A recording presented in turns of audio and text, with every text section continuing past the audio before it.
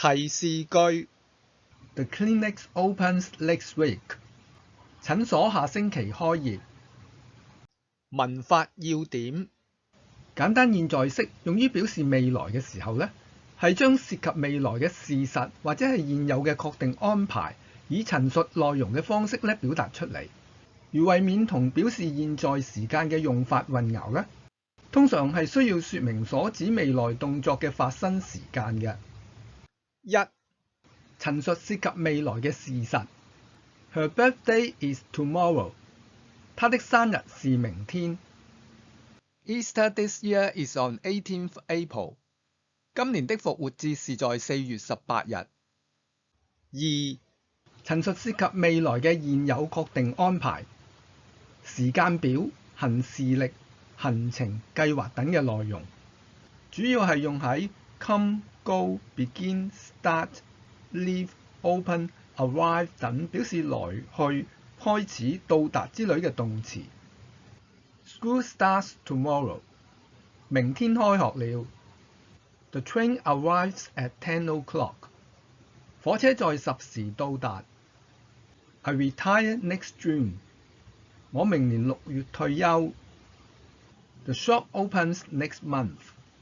這家商店下個月開業。The meeting starts at 10 a.m. 會議上午10點開始。My annual review is next month, and I'm planning to ask for a raise. 下個月是我的年度考核，我打算要求加薪。表示未來通常用現在式定係將來式呢？主要係視乎事件嘅確定性，參考 Google 搜尋結果的數目。一、絕對確定嘅事實通常用現在式。Her birthday is tomorrow. 372,000。Her birthday will be tomorrow. 2,000。二、非常確定嘅公共事務較常用現在式。Train arrives at noon. 13,000。Train will arrive at noon. 12,000。三、十分確定嘅非公共事務較常用將來式。Shop will open next. 25,000。Shop opens next. 6,000。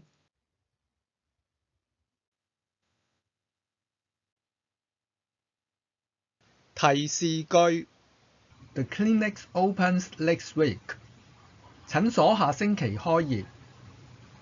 文法要點簡單現在式用於表示未來嘅時候呢，係將涉及未來嘅事實或者係現有嘅確定安排，以陳述內容嘅方式咧表達出嚟。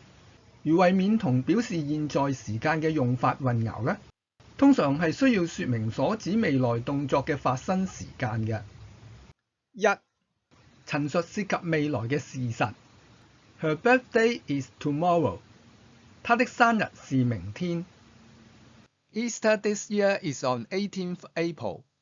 今年的復活節是在4月18日。二、陳述涉及未來嘅現有確定安排、時間表、行事曆、行程、計劃等嘅內容，主要係用喺 come、go、begin、start、leave、open、arrive 等表示來去、開始、到達之類嘅動詞。School starts tomorrow. 明天開學了。The train arrives at 10 o'clock. 火車在10時到達。I retire next June. 我明年6月退休。The shop opens next month. 這家商店下個月開業。The meeting starts at 10 a.m. 會議上午10點開始。My annual review is next month, and I'm planning to ask for a raise. 下個月是我的年度考核，我打算要求加薪。表示未來通常用現在式定係將來式呢？主要係視乎事件嘅確定性，參考 Google 搜尋結果的數目。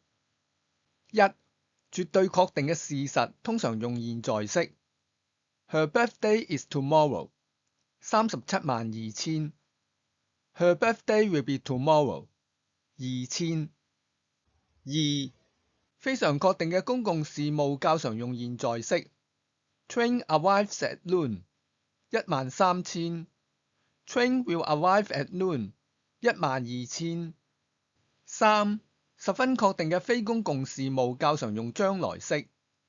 Shop will open next 25000。Shop opens next 6000。